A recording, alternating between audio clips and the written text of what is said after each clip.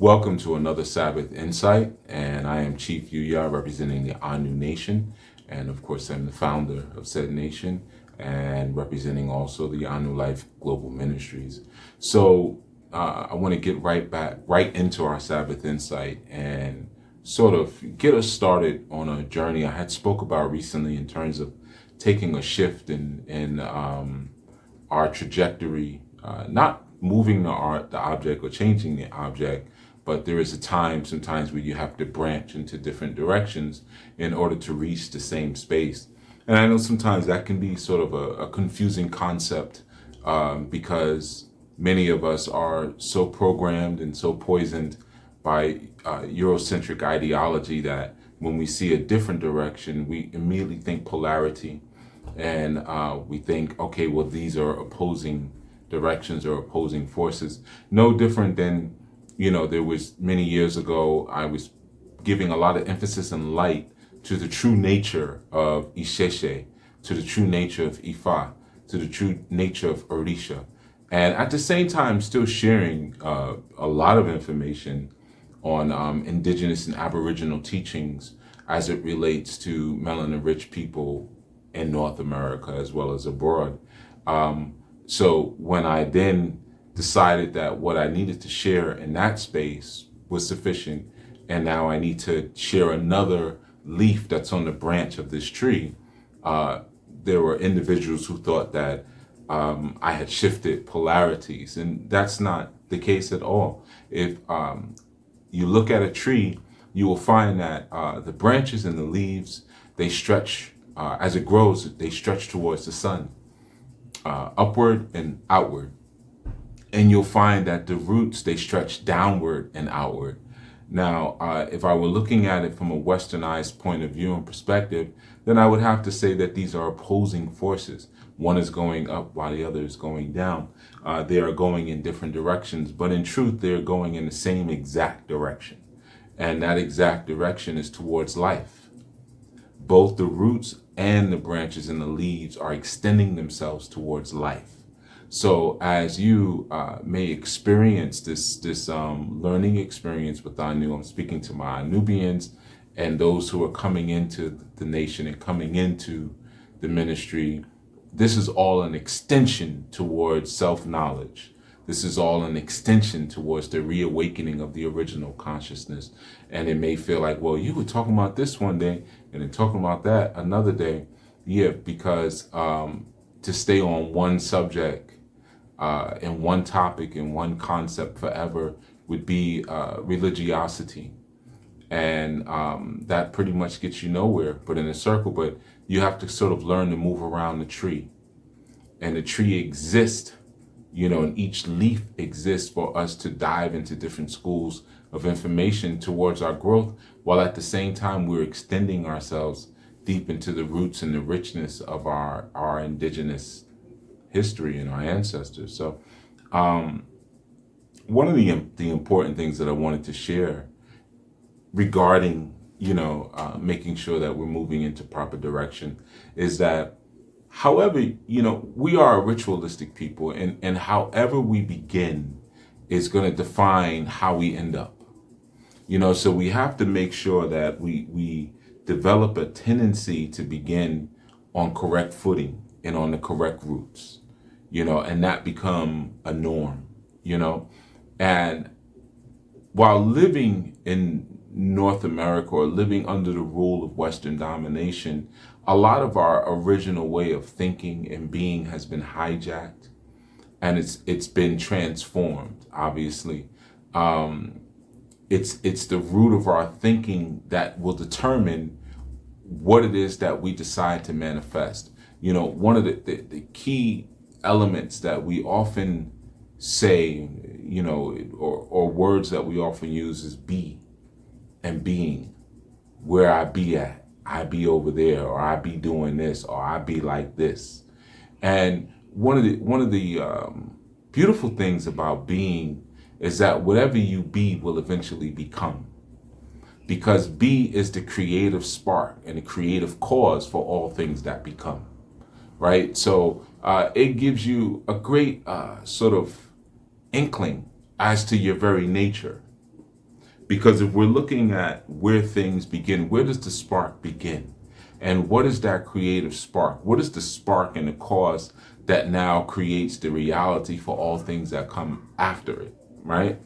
Typically, we would call this thing some sort of God, or like I had shared when the Elohim expressed who it was when asked, and often translated into English, the translation is "I am," or "I am that I am," and that wasn't the translation at all. They just decided to write whatever they felt like it.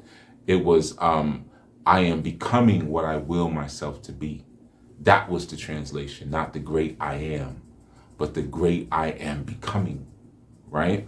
So that gives us some understanding as to a sequential process. In order to become, I must first be. Okay? I must first be before I can become. So if I have really developed this sense and this ideology and this culture and this theology of being, then I can manifest into becoming. But if I've been driven away from being and have been focused towards the doing, or even the proclaiming, or the trying or the emulating, then I will never become what I actually truly be. It's very similar to when we speak about people in different spheres of vocational work or different spheres of academia, especially those who are dark faces or who are dark skins. And we're often told that we have to work twice as hard as other groups, or we have to run twice as fast as other groups. We have to be twice as unblemished as other groups of people in order to make it in that particular arena. But what often maybe we don't emphasize is the notion that if I am not orientating myself around my own indigenous philosophy and my own indigenous culture and my own indigenous being, then all I am doing, even by doing twice or three times or four times as good as well as someone else, is I am only emulating them. So I am becoming them. If you tell me to go into a work environment and I see my counterparts who may be from South America, or they may be from Europe, or they may be from Asia, and I'm told that for me as an Afro-Shemitic man that I have to work twice as hard, then all I am doing is now becoming a super powerful example of a system that doesn't agree with me to begin with, as opposed to orientating myself around my fundamental operational orders and my fundamental operational faith, which sits at the root of my being. So before I wanted to sort of descriptively go into just the vital attitude that we have to have in terms of moving and seeing ourselves into different spaces, I wanted to first speak about looking at what tends to be a common fate, or a Westernized common fate that we all sort of experience as a result of not really having our own sense of being restored and implanted and solidified, because we're listening to individuals, like I said, who have hijacked our self-conception. All right. So we have to begin there, as we know that things begin. Knowledge is the building block of all things that exist in the universe. If I can will myself into being, like we hear about what Ra was able to do, we read about the Kemetic story, and he willed himself into being, then that tells me right there I have the potential of that same atomic sort of theme within me, my ability to bring myself into being. I don't necessarily need someone's loan to manifest a business. I don't need someone's grant in order to open up a community center. I don't need someone's scholarship in order to achieve an education, because I know at my very ancestral core as to what has been written across buildings and pottery and every little piece of cup and furniture, because that was the genius of my ancestors. Put it on the buildings and the pottery and the furniture because there'll come a time when we'll have to read it from here. Our libraries will be destroyed. So put it right on the buildings. Put it right on the eating utensils. Put it right on the bowls. Put it right on everything that you would possibly use. Put your history on there, so our descendants will be able to orientate themselves around these fundamental and ideological truths, right? So, when we start to look at how we define and validate our reality into someone else's sort of paradigm, we have to start looking at our own self-concept first, right? That's the most important thing. We start there. There's such a deep sort of alchemical process that occurs for many of us living in the West. And, for those unfamiliar with alchemy, we have classes on the Sisterhood House website around alchemy to get a really good understanding of it. But the ability to change something that's very ordinary into something that's extraordinary in a very simple way. And, ancient alchemists used to do so many different things to take base metals and be able to turn them into precious metals, even down to urinating on lead, hoping that would change it and into gold. But there's a philosophical orientation, and really historically there's an orientation around what we become, what we evolve ourselves into being.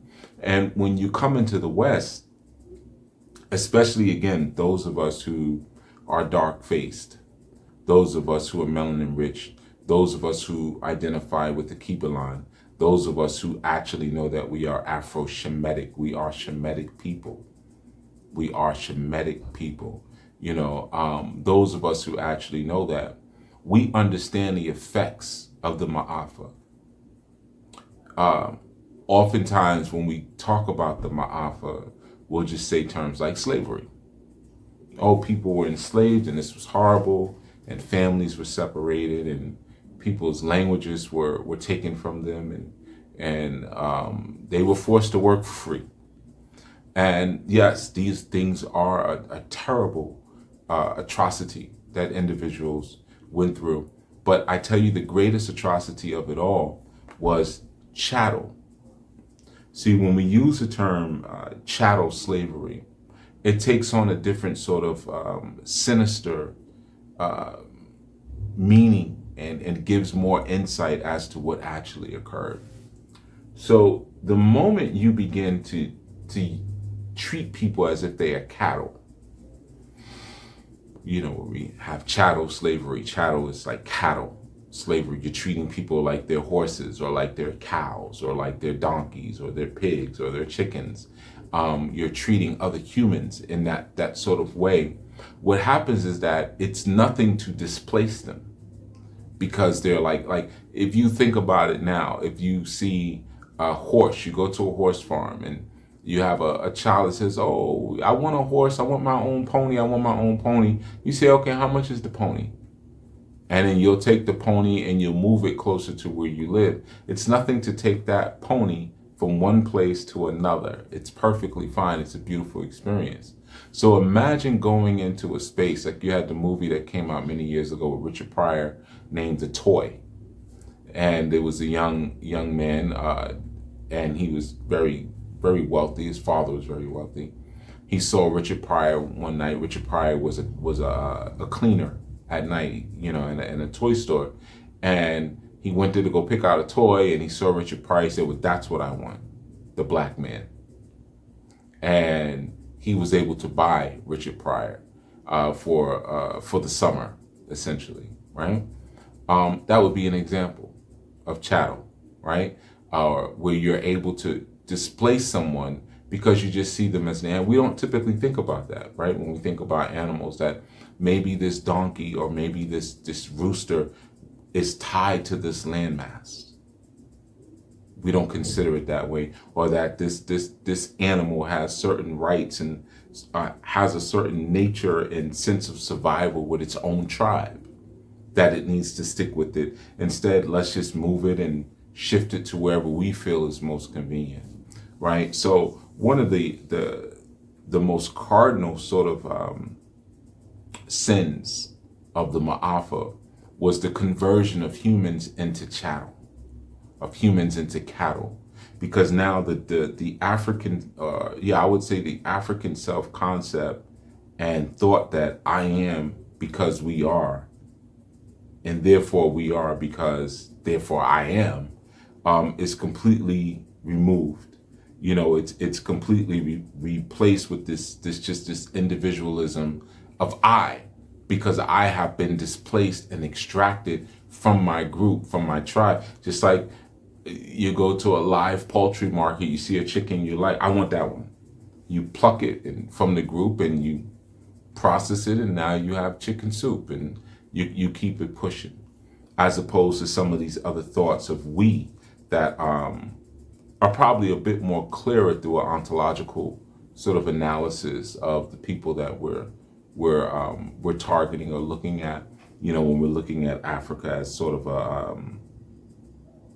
an experience, a parathentical experience, but not necessarily being an integrated and indispensable definition, of anything, other than more so a concept.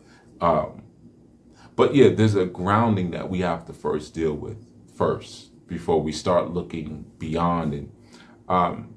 Last night we had a study, and we spoke about a lot of different things, went through a lot of different chambers. But one of the things that I felt in my heart to express in that moment was the disgust and the distaste that I have for deficient manhood. And oftentimes, people don't know when they're behaving in that way, because what is their frame of reference? Like I said, in alchemy, we're seeking to take something that is base and turn it into something that is valuable, like gold. In America, and through the process of chattel slavery, we've taken something that was extraordinary and turned it into something ordinary. That is the process of becoming an African American. You take something that or a culture or a concept that had the ability to become, through the nature of its very personality. Before religions existed, where there was only theology. Theology exists before religion, because theology is the study or the understanding of the divine being, as opposed to a set of practices and routines that keep you locked into the divine being, right? But when you come from an intelligence, a cultural intelligence that says that I must be, and in being, I become. And all that becomes is a response to my being. It's an effect of the cause of my being. All things that come after that. When there's that sort of understanding, then the only other logical conclusion that we could have is that those who have focused and concentrated themselves on being are a God. They are Elohim. Because they now become the first cause for all things that come after. You see? Now, just be clear, again, this is why it's important for us to understand sort of the mental behaviors and the mental triggers that we have often because of our experience in the West. To be an Elohim or to be a God is not it's not as big a deal as we've been told that it is. To be the Most High is something different. Only one can be the highest, or the Most High, because there's another science even in that. You could have three things that are Most High, but the acceptance of ourselves as divine spiritual beings is something that was sort of washed away through the adaptation of Euro-Christianity, when we started to accept certain organizational and societal behaviors that really were considered normative for other people, but were not necessarily in alignment with how we wanted to or how we saw ourselves moving through the world. But in doing this, we took a people who by their very nature and the very continuity of their historical intelligence, were very special, were very godlike, and we begin to make them ordinary. So even when you say things like, well, you have to work twice as hard as those other people to survive in their space, you're now making someone who is extraordinary ordinary. You see, and you're making them work extremely hard to be ordinary, right? And that within itself now begins to remove the deified experience that they already had in terms of themselves. See, that right there is an exploitation of a people. That's an exploitation of human resource. That's an exploitation of what we could call the indispensable material of spirit. You see, so it's really important for us first to tap into the psychological perspective of the personality of the Anu, of the original people, but in particular the Anu, because I'm Anu and I am representing Anu on earth in this time. I am representing Anu Nation on earth at this time, and what that means as far as adoption of the things that we have to be cognizant of, at the same time, the things that we have to move forward in. See, that's the Anu perspective and the Anu psychology, is that we understand that there are onslaughts, and there are people who are very interested in not seeing us grow and not seeing us thrive and not seeing us live. And to the extent that consciousness and sensitivity are related to the presence of that divine spark that existed before there was time, that existed before there's a time, there has to in turn be a development of the potentials and the abilities that we had before we decided to make ourselves very ordinary. You know, there has to be a look at or an expectation on the original intelligence as you may look at it.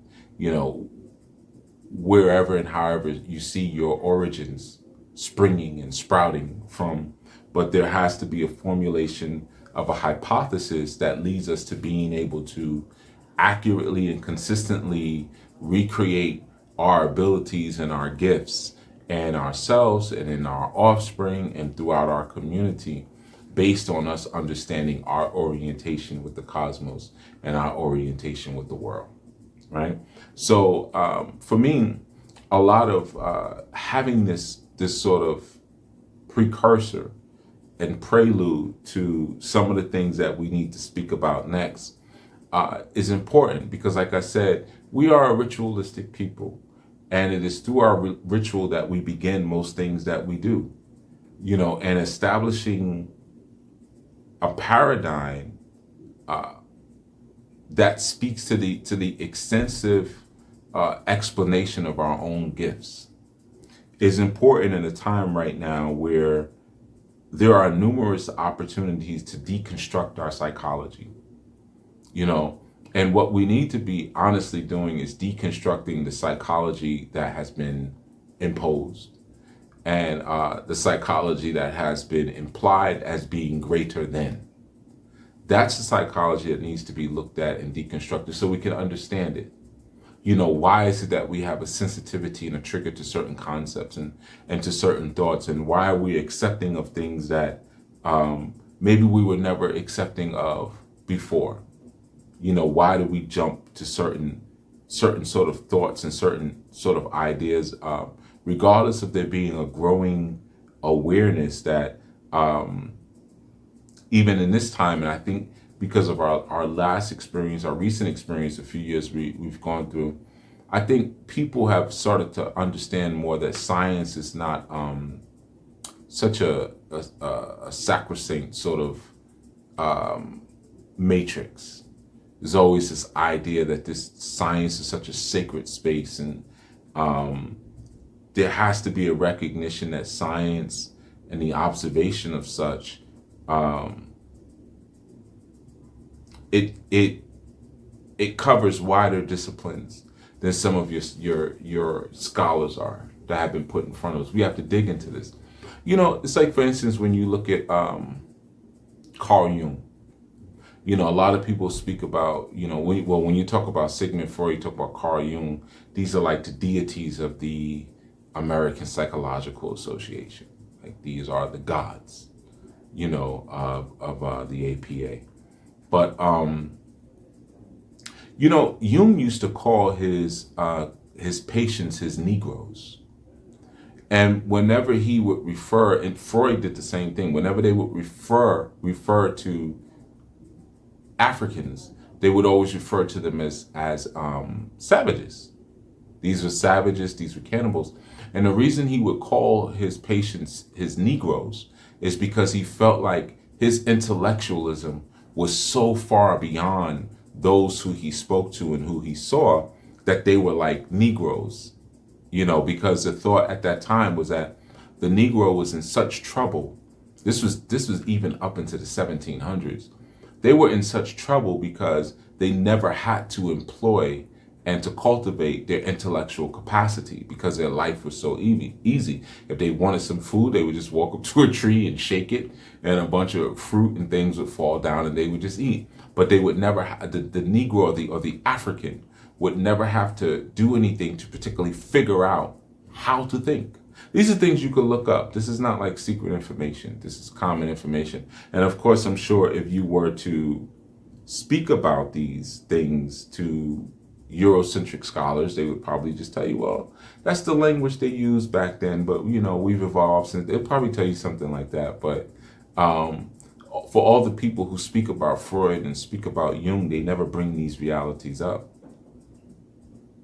They never speak about this. This is how they saw Black people, right? So that carries over. And unfortunately, sometimes we don't create models of determination to answer the questions that are important to us and the things that we need to be in tune with, and the paradigms that we need to sort of create for ourselves. Wade Nobles used to always speak about, power being defined as, being able to create the definition for something and have everyone respond to that definition, and in this instance it's so true. And this is why I say, as we're moving into a different sort of space, we have to stop using so much assumptive evidence as to, well, this is why we just do this. Well, why? Because we've always done it like this, or we've always done it like that. And we have to start looking at maybe people are exerting power over us and their ability to implant certain, which is colonization in effect. Like I said, to colonize means to farm. But to farm certain ideas and certain concepts within the psyche of our community and have us not even question it. That within itself is truly the definition of power itself. So like I said, when you have Carl Jung, Jung died in, 1968, I think. He lived from like 1930 to 1968, somewhere around there. So this is not, we're not talking about something from the 700 AD or anything like that. But always spoke about the primitiveness of the Negro, the primitiveness of the Negro, of the Negro. And there's a whole historical sort of consciousness that assumes and corresponds to the history of how these primitive people were to be treated. And at what point, or at any point, was that model re-examined by the Afro-Shemitic collective and the Afro-Shemitic consciousness? So I say that we're in a time now where we have to really start to define things on our own and for ourselves, and look at the examples of like Ra, who brought himself into being. And even in particular, we often talk about the Osirian myth. And unfortunately, there are some key pieces that we commonly leave out when we speak about the resurrection of Asar and the reassembling of Asar and what that was like. One of the things we will sometimes talk about, it was Osset or Isis that reassembled Saul's body, but often we leave out the fact that she was assisted by her sister, Nebuchadnezzar. So it was actually Nebuchadnezzar, or as the Greeks called Neptes, but Nebuchadnezzar and Set, who reassembled the different parts of Saul's body. And then, the only piece they didn't have that, was the golden, or the phallus, or what they call the golden rod, but that golden phallus, right? And that was reconstructed in a different sort of way. But one of the first things that you'll find when you read the story is the first thing that they put together was the skeleton of Saul. These two women working in cooperation together, right? So when you're looking at these things and you say, so women have cooperated. So when you start to hear things like when women say, well, I have all male friends. I don't keep a lot of female friends because women are too catty. Women are catty, so I don't like female friends. You often hear things like that. But that doesn't align with your historical intelligence. That doesn't align with your historical myth. And the importance of myth, as I've often shared a lot of mythology over the years, is that mythology is a form of reasoning. It's a form of reasoning. It's a form of looking at what the potential is for human capacity, or what we currently perceive as the limitations for human capacity. So when you read certain stories in Greco-Roman tales, and you have these Elohim who are coming down from the mountains, and they are sexually assaulting, human women, and that becomes, and they still maintain their high position as their deities. They are giving you an understanding of how they have generated a godly equivalent to what they consider to be their human potential and their human capacity to be. So when you read a story like the Osirian myth, and you read that, okay, it was, Nebuchadnezzar and it was Set who comes together and they reassemble the body of this shattered and broken man. You first understand that part of the potential of our human capacity through our mythology is sisterhood. It's sisterhood, to help to repair our men, right? And I think that's a very important concept when we start to look at some of the sort of modalities of how we research, and modalities of how we look at different things, and the different ways that we look to explore. But like I said, the first thing they put together was his skeleton. The skeleton of the bone always represents the principles, right? These are the principles that we stand on, that we support ourselves with. After they put the skeleton together, then they put the flesh together. After they put the flesh together, and they put the tendons and things like that together, then they resurrected and re-enlivened. Now, each step that they go through of putting each part together represents the process of rebuilding a person. When people hit rock bottom and they sort of start to look at like, well, where do I begin? Where do I start? Western psychology and I could say even the scholars, even without extensive comparison, have methods and ideas already of how you should put your life together. Whether it's you buy yourself a new car, or you orientate yourself around a reference point of being able to assess your level of normality, or are you able to go to, because even when we look at dysfunction, or disorder, one of the first definitions that are used to define a disorder is when someone is disrupted from being able to do the things that they would do every day in life, like go to work. So if I am depressed beyond the point that I don't even want to go to work, now I have a disorder because I don't want to go to work. It sort of lends to the psychology around drapetomania, which I shared recently in one of the segments, where it was thought at one point that enslaved people who were being oppressed through the system of chattel slavery, that if they chose to run, they ran because they had a mental disorder by the name of drapetomania, because they ran from oppression and the brutality like the world has never seen before. We have seen slavery, but not at that level. But if you run from it and you don't want to be a part of it, you will consider to have a mental disorder, right? So when we start to orientate ourselves around these sort of Eurocentric, and I would even dare to say GhettoCentric sort of perspectives, there's a reliance on the statistical norms of a human model that is very assumptive, that doesn't take into context the divine and spiritual root that those who are here, who are dark-faced, who are brown-faced. I'm just going to say dark. Dark is going to go from dark yellow to brown, light brown, beige, our darker faces. But it doesn't take into consideration their philosophy of being. And once I be, I will become.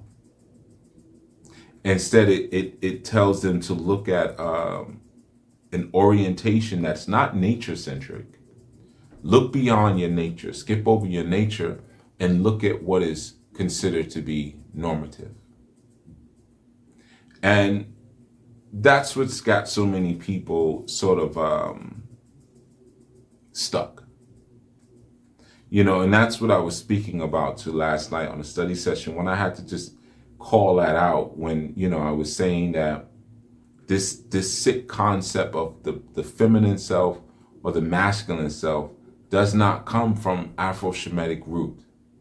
I wanted the example I was sharing, you'll have sisters come on a live and say, hey, we're going to get things started. This is a group bill. And then you have brothers just in the background watching.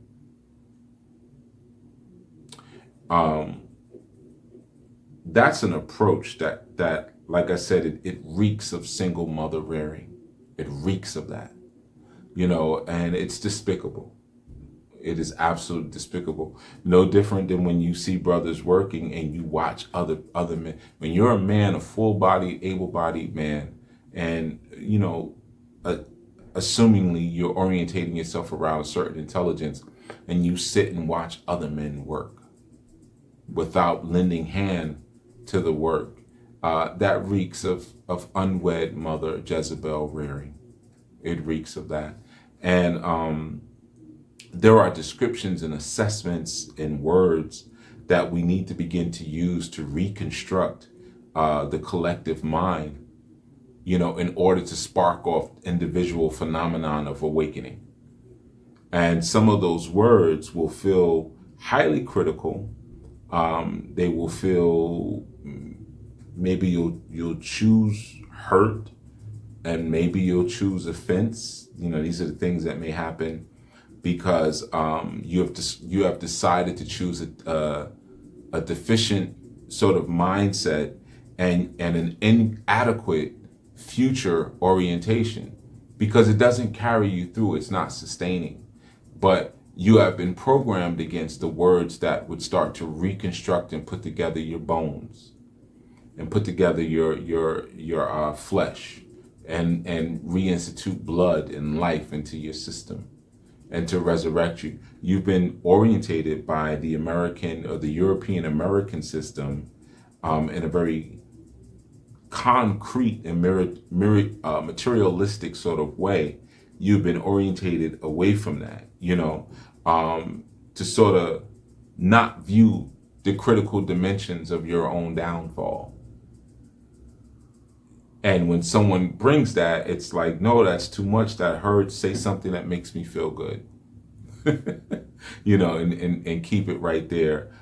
Say a joke, or let me say a joke. Let me tap dance for you and keep you smiling so you can stay up off of me. And we'll never overcome the oppression of Euro-American systematic reverse alchemy by doing that. All right. So I wanted to start us off with the proper precursor before we start to explore, because you need to understand the thought patterns that we're seeking in the psychology that we need to start to make more proactive, in our lives and in the way we think, and how we need to start learning to tap into our potential, our universal potential, and what that looks like when we can start to create, or we can start to manifest some of this potential harmony that we speak about so much and would love to sort of see so much. What is the thinking that associates that, so we can start to view that, and how does the effect of that, how does that begin to sort of gauge and orchestrate and color our interaction with each other, and like I said, I know that these are not sort of popular opinions, if you will, because our personality has been structured and has been made to function in a way where our major interest of reconstruction, we've been deflected and turned away from. So, when we start to look at the moral and the social and the intellectual sort of traditions and the way that we look at people, we would rather move towards the psychology of a defeated people. It feels more homey, feels more comfortable, it feels more familiar, our psychology of defeat. And with Anu, there's no interest in that. This is a warrior movement, and there are many people who will fall by the wayside because they just punk out. They jive, they punk out. This is too hard, I can't do this. I want to go have fun. I want to enjoy some of this Babylon. Have at it. Everyone is not required or called to be great. Some people are less than great and they're happy with that. And, you got to leave them to that. It's sort of when we're guided by the perspective of that it's not important to look at the effects of our captivity. It's not important to look at what the ultimate act of liberation looks like, or how important it is for us to have the ability to define ourselves and to rename ourselves. If we're not looking at those particular sort of things, then none of this would really make sense. There'll always be a misrepresentation and a confusion around the Afro-Shemitic personality, and that's why, sometimes even when people with me, they'll say, oh, well, now you a Hebrew. Nah, you ain't been listening. You haven't been listening all this time. I'm an Anu. And like I said, I brought it up so many times. Go back to all those early Orisha segments and see if you can find one where I did not mention Kabbalah in it, where I did not mention Hebrew words in it. Go ahead and find one. From the very first one, the very first one was Ori. And I spoke about Kether. And then I spoke about Eshu. And I correlated Eshu. I think the name of the segment is Eshu in the Tetragrammaton. But again, people sometimes, there's an important question of origins and Western thought that people like to skip around, and again, it's the Freudian sort of mentality that pervades so much of Western thinking.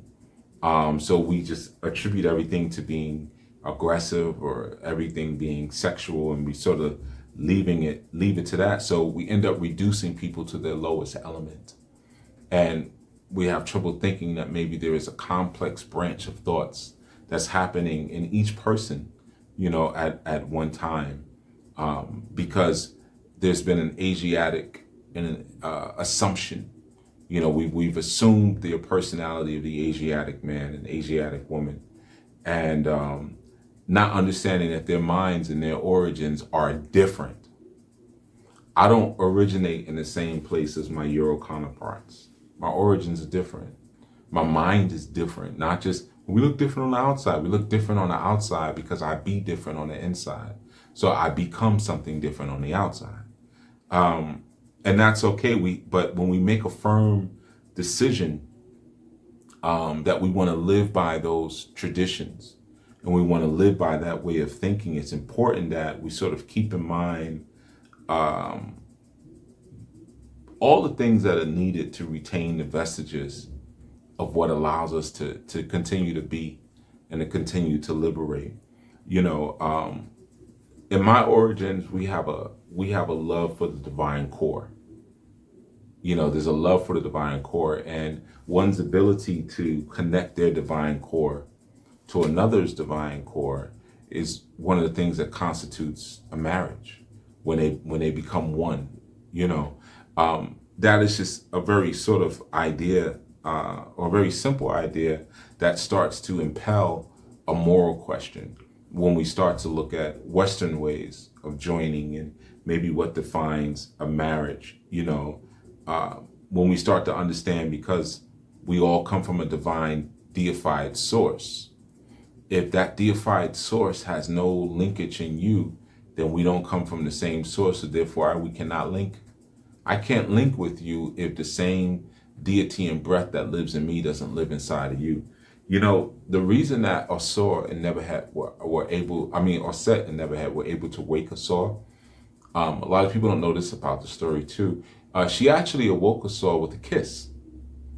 And which you see again, like kidnapped or hijacked later in stories like Snow White, you know, Sleeping Beauty, Anne Klein, where she did like the taming of Sleeping Beauty.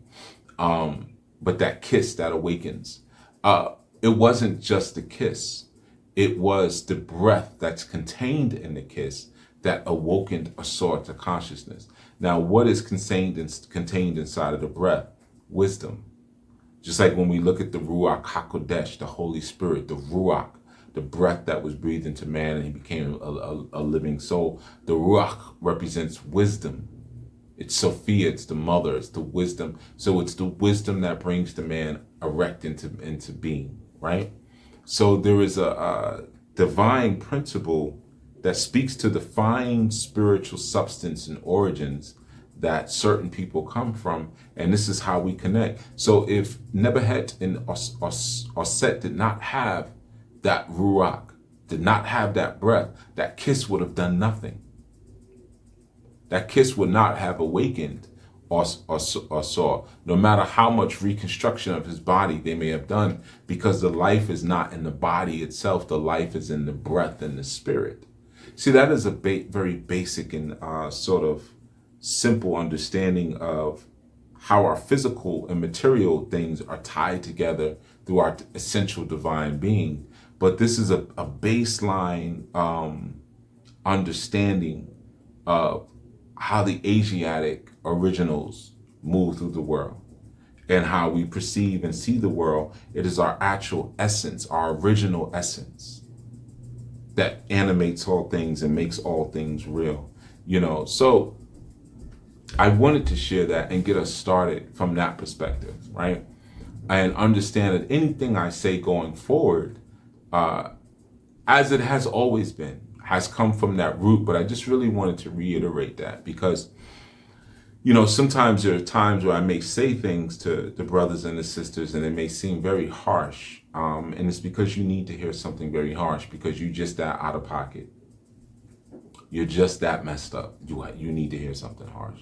But you have to understand that these statements come from a root vibration that you are out of alignment with.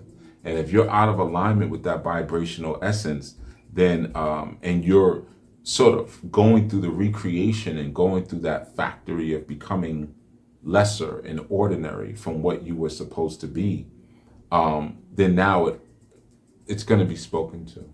It's going to be spoken to. You know, we need to reaffirm our greatness and not reaffirm the mentalities of alien cultures that saw us as primitives and savages and as animals, you know, on a farm. You know, but how do we re-affect the damage or reverse the damage of the slavery experience? And when I say slavery experience, I'm speaking about the mental of it, because it's still happening right now today. Too many of us are so very comfortable with displacement, and we're very uncomfortable with looking at the problems that need to be addressed in order to reestablish a sovereign personality. Not to mention a sort of that would critically penetrate the mental slave and extract the original woman, that would penetrate the mental slave and extract the original man. There are processes that we have to begin to go through. And that means that the slave in you has to be uprooted. It has to be uprooted. And the thing is that beast and that creature is not uprooted from the outside of your being, but rather the inside of your being. It's where it's uprooted from. And that first step begins with knowing that we are inevitably Anu. And in order to manifest that, we have to start with the characterization of what the Anu spirit is internally. And I understand that some of you may not identify with that. You may say, well, I don't see that, or I'm just me. Again, you've been taught not to take a critical look at the philosophies that you've taken on because you've been displaced. And that's power. That's the power that is had over you. You're told to think something or do something. This is what we do. This is what we've always done. And when we take basic assumptions in such a way, they can become so very dangerous, because we have to start to conceptually sort of appreciate that all things that we are experiencing begin with an inner thought. All things that we are becoming begin with a being. And if we're not in tune with what that being should be, then we will forever stay despirited and lost. Okay, so I wanted to share that, like I said, to kind of lay the groundwork for some of the things that I wanted to speak about next. I encourage those of you who are not a part of the community to apply. Look at where your cultural expressions are, and if they speak to an Afro-Shemitic personality, or if they speak to a personality where you have now learned to emulate your enemy, because you have sold yourself out to your enemy. You've sold out to your enemy to the point that now that you are them. Because if I tell you to run twice as fast as Danny, or to climb twice as high as Karen, then essentially you become Danny and Karen. You see? And I understand some things we have to do because, that's just a part of the gig. We got to eat, we got to keep the lights on and things like that. But sometimes we assume how that should even be done or what that should even look like. We haven't reconstructed the paradigm of our understanding. All right. So I just wanted to share that, like I said, and create a groundwork. A little bit of housekeeping, just a reminder to all our new members, we have a business meeting tomorrow at 1 p.m. Eastern. So I invite the community to come together. We're going to be talking about some things that are going to be happening in the next quarter, the stuff that we need to do and that we are doing and that we want to do. And, so bring your ideas, bring your thoughts, bring your plans. I'm here for it. This is all about the cooperative work in economics and collective responsibility. So, we are responsible for each other, and we climb much higher, much faster when we work as a cooperative. And those who are looking to reclaim and rekindle that original spirit is very important. So make sure you're present for that so we can go over some ideas together. I want to also give a blast of encouragement for our current initiates. I know we have a couple of initiates in the pipeline who are going through their orientation. Some of you I have spoken to, and some of you I haven't spoken to one-on-one. But I just want to give you a blast of encouragement. Keep on pushing. I know as you're learning this new information and stuff and this new perspective, and you have different people coming to you and quizzing you and stuff like that, that it may feel overwhelming when you hold it up against some of the other things you have to do in life, like just going to work and keeping your house clean and paying your taxes and things like that. But as you start to realize that your spiritual reclamation and your spiritual acculturation is what animates and ties everything together, you'll understand that without the submission to the Creator and the Creator's ways and the laws and the statutes, that you get none of those things anyway. You know, that's why we'll say things like, if I may be invited somewhere tomorrow, you know, well, I will come, inshallah. You know, meaning I will come if Allah or if the Creator's willing. You know, or sometimes Christians will say, well, I'll see you tomorrow if the good Lord, you know, permits it or has it that way. God willing. That's the thing they say. God willing, I'll see you tomorrow, right? They always understand that there's a spiritual causation and root to all things that happen. And there's a submission to that. And Western theology tells you to take that out. Take God out and get life insurance. And you'll be fine, right? That is not our root. That is not our way of thinking. And that is not the paradox that will resolve all of the confusion around us that we are observing. We have to get with our own. We have to do for self.